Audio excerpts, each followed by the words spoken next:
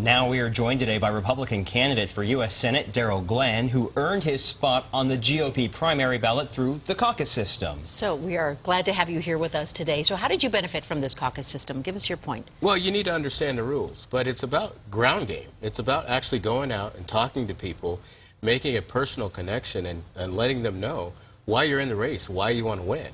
It takes a lot of work, but if you do it right and you make that connection, you can be successful. And you did that? How did you do that? Yeah, a lot of gas money. I tell you, I drive a bright red, environmentally friendly Hummer. I've driven all over the state. You go to meetings, you go to coffee shops, you do what you need to be able to make that connection. Now, we talked with Steve House, chairman of the GOP, a couple of weeks ago, right after your impassioned speech at the convention, and he said you guys had a conversation where he's like, it might be a little tough here at the convention, and you said, I got it. Yeah. What was it about that speech that set the place on fire? Well, it was about the hard work that led up to the speech. You can have a speech, but if you don't put in the work, we started early. I was the first candidate to declare that I wanted to win this race, and I spent a lot of time going to a bunch of meetings, making that personal connection, and then when it comes time for the speech, then you need to deliver. If we didn't have the caucus system, if we were strictly a primary, would you still be in the same position today? Absolutely. It's about hard work. It's about making that connection. It's about outlining an agenda that shows that the American dream is alive and well, regardless of what race you are, what sex you are. You have to be able to be forward-leaning. Is that the best system for Colorado, now that you know what you know? Well, I think it's up to the voters. I think people want to make sure that they have their voice. And I'm in favor of either one.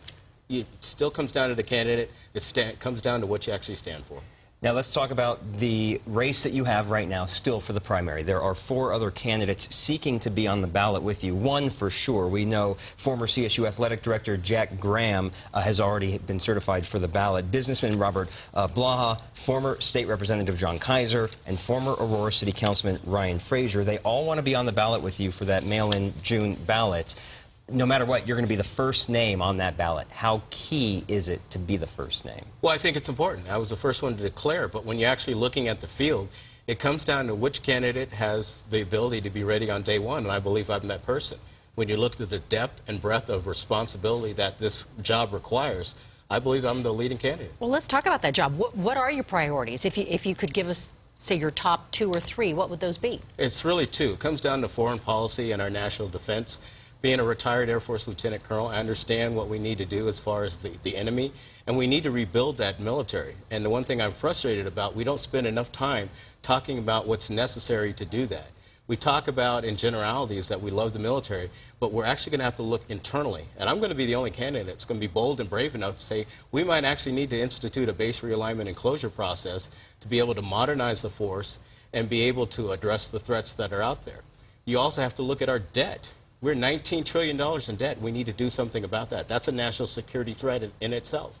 Base realignment could really impact the Colorado Springs area, which you represent with El Paso County, former Colorado Springs City Councilman. What if what you're talking about means Fort Carson has to shrink or, at worst case, close? Well, the first thing you actually have to do is think about the mission. You can't be so territorial and worried about a particular area. What are the needs of the military to be able to respond to the threats that are in defense of this country? That should be your priority when you take that oath of office. And as one of the commissioners of 5, to have 5 military installations, I'm very confident on how well we do. Colorado has a leading role when it comes to this nation's defense. Let's talk about Latino voters. That's a huge voting bloc in this state. Why should they vote for you? There's an assortment of Republican candidates on the ticket here, so well, why you? I love that question because people want to talk about focusing on millennials, focusing on minorities. I focus on the American dream. The American dream is colorblind. When you actually lay out an agenda, a conservative agenda, and you stand for something, it translates across all boundaries. And I think that's extremely important. People are frustrated with your pandering to one group versus the other. When you lay out a freedom and liberty-oriented agenda so that each and every person can achieve that American dream, you're going to be successful in being able to do that. When you start talking about national security issues, when you start talking about jobs and the economy, those are all things that transcends race, sex. It doesn't really matter. To be able to do that, you're going to have to fund a campaign. And last week, we saw some figures released from the different candidates. Yeah. I just want to go down the list real fast. Jack Graham reporting almost $1 million cash on hand, though he has contributed about $1 million to his own campaign. Same thing with Robert Blaha, $670,000 cash on hand. That's the right column. The left column that you're seeing on the screen are actual contributions from other people. As we go down that list, we can see John Kaiser with $200,000 cash on hand, Ryan Fraser $190,000, and a couple question marks next to your name, Darryl Glenn. So what can you tell us about your contributions and how much you have on hand to run for the primary here? Well, you know, and that's the beauty of this whole thing, because the people that are left are the ones that are having to buy their way on the ballot. And I say take a look at the question and answer it this way. Why don't you start thinking about the return on investment? How much money is it going to cost you? It was reported in the Denver Post today. It's probably about $200,000 to buy your way on the ballot. I worked my way on there. You know, I have about $20,000 right now. And it's one of these things where it's about fundraising after you show credibility. Because having won the state convention, I now have the credibility to be able to go out to big donors and say, I'm the one that can actually win the race. I'm not worried about the financing aspect. Like I said, all I need is gas money. But when you have to buy your way onto the ballot, you're going to spend hundreds of thousands of dollars. And I tell people, who would you rather have balancing your checkbook? Somebody that's fiscally conservative, who I can demonstrate and look at the return on investment, or somebody has to buy hundreds of thousands of dollars just to be able to buy their way on the ballot, and they're going to be seated underneath me. So that's $20,000 since your speech and since you became top line? We brought in $10,000 after my speech. Donations. Donations. And what about your contribution? You know, we personally have put up $10,000, and what we do is we run a budget. We actually budget this so that we make sure we will not go into debt. My family, my campaign, we don't believe in debt.